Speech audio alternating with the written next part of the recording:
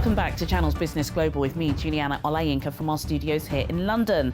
On Monday, 20 African heads of states will gather here in London for the first ever UK-Africa Investment Summit. The event will be hosted by Prime Minister Boris Johnson and will bring together businesses, governments and international institutions to showcase and promote the breadth and quality of investment opportunities across Africa. One of those in attendance will be Bitte Oduneye. Bitte is the chair of Nigerians in the Square Mile, an association of city professionals, and he's the CEO of A&O Acquisitions, a boutique alternative investment and brokerage company. I started the discussion by asking him what the expectations were of the business leaders who will be in attendance. Well, it's going to be very exciting. Of course, with Brexit, it's going to be a huge summit. There's going to be a lot of talk on what partnerships can be developed between the United Kingdom and all the African countries. It's going to be very well attended by a number of heads of states and a number of senior business people. It's going to be a working summit. So we're going to go there and discuss and see what opportunities exist between our great continent of Africa, in particular Nigeria, in my case, and the United Kingdom, which we believe there are a lot. We've seen these summits. We've seen the heads of states come here. You know, there could be breakfast, there could be lunch and dinner, but no deals are actually done, or deals that affect the majority of Nigerians and Africans and not just those at the top. Well, that's very fair. That, you know, in the past there've been a number of these summits that's just been a lot of conversation, you know, and more conversation. I think this is going to be very different. And the reason for it is just the fact that the United Kingdom is leaving the European Union. Now, because they are leaving the European Union, a number of opportunities, a number of new trade deals, a number of possibilities. I mean, the possibilities are really limited by our imagination. We are now able, or the United Kingdom is able, to sign up a number of deals without the previous need in getting it confirmed by the European Union. Africa is a booming continent. It's the continent of the future. It's important that when our leaders, our businessmen, show up in the United Kingdom, that they come looking to be partners.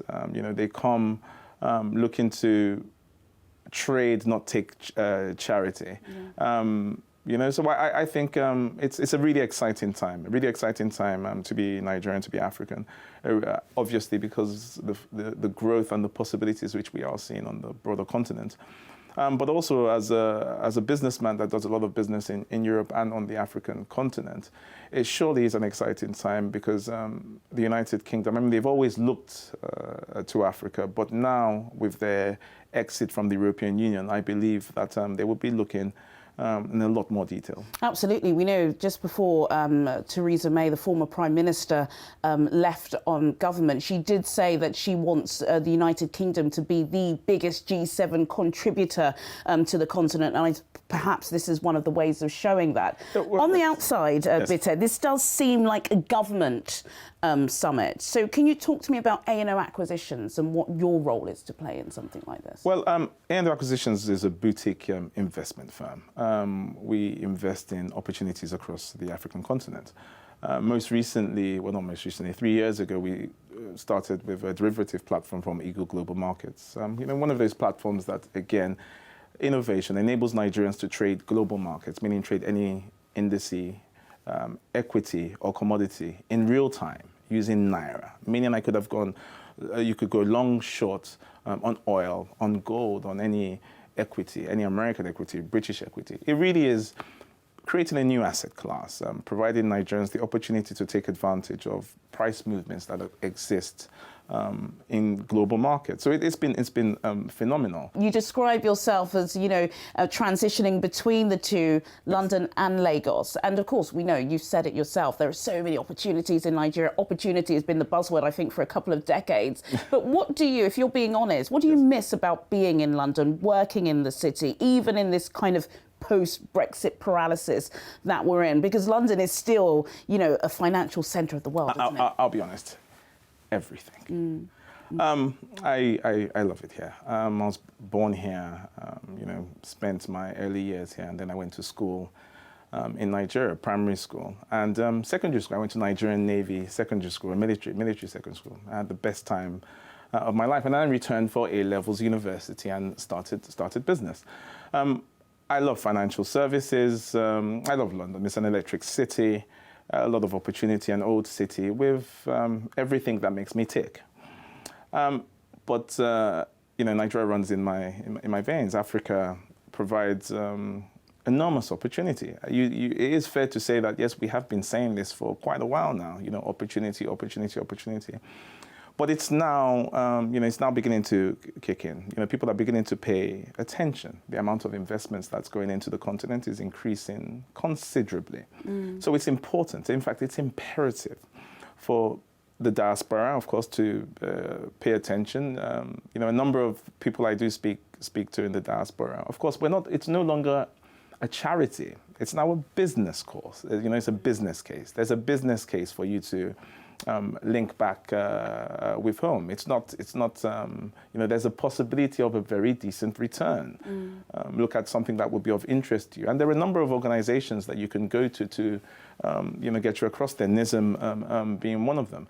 But what I love most about Nigeria is, I wasn't around then, but if I read, I would compare it to the United States, when the Carnegies, the Vanderbilts were just about to build. Because that's what it is. A Dangote reminds me of a Rockefeller from what we've read. It's just that we're 100 years later, aren't we, Peter? I want to talk about the diaspora because, of course, I'm part of the diaspora. And I think a couple of years ago, we could have been naive to think, right, you've studied in America, you've studied in London, you're going to go back, you've got the brains and the money, you're going to rule. That's not the case anymore. Not every diaspora would do well in Nigeria. We do have our infrastructure issues. We still have our roads. We still have power supply. We have a lot of difficulties. So it can prove difficult, especially for someone that's not familiar or used to such a background. Doing business there, if you've done business in Europe or America all your life, you would find some very basic things that would take you 5 minutes to do, taking much longer. But what I say is this, and I'm not condoling it. When it's all perfect, the opportunities will reduce. Every problem that is there provides an opportunity. And what we're seeing technology, technology being used a lot to not solve, but beginning to look at how these problems and issues can be solved. So it's very exciting, but it does still provide its difficulties. State government, federal governments are really trying as they possibly can to support startups, to support this new, vibrant, young growth. But it's been phenomenal with what both returning and local-based innovative entrepreneurs have done in Nigeria, especially in the tech and the fintech Well, the space. digital economy is now part of the government makeup, isn't it? So Exactly. we know exactly that that's an area they want to go into. Got to talk about Nigerians in the Square Mile. As you said, you're the new chair. Yes. Congratulations. Thank you so much. Tell us about it and how, you've just added an extra load onto your already busy workload. Well, it's one I've done. So I've been the business development director of Nigerians in the Square Mile for 5 years. Now, what the Nigerians in the Square Mile is an organization of Nigerian professionals that work in the Square Mile in the City of London.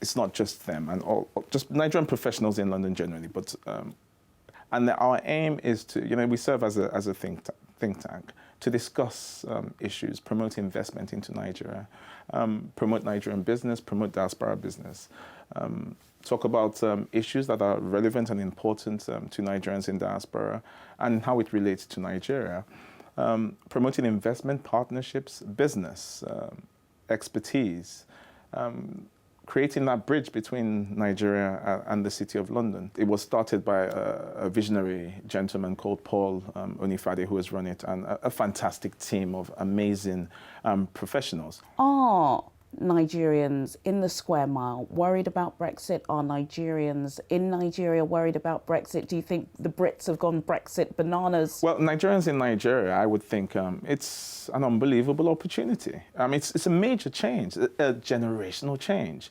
Nigerians in the diaspora, the ones that already do business with the African continent are excited, and the ones that don't, In 2020, NISM plans to really shine the light on all the possible opportunities that do exist and how people can also get involved. So it's not just a conversation, it's actual, we can do business. And you're going to keep Channels Business Global updated with all those exclusive events? Without a doubt. You're just down the road from down the road. We're a stone's throw away. From our London office. So, yes, without a doubt. It's been an absolute pleasure. Oduneye, thank you so much for joining us. Thank you very much.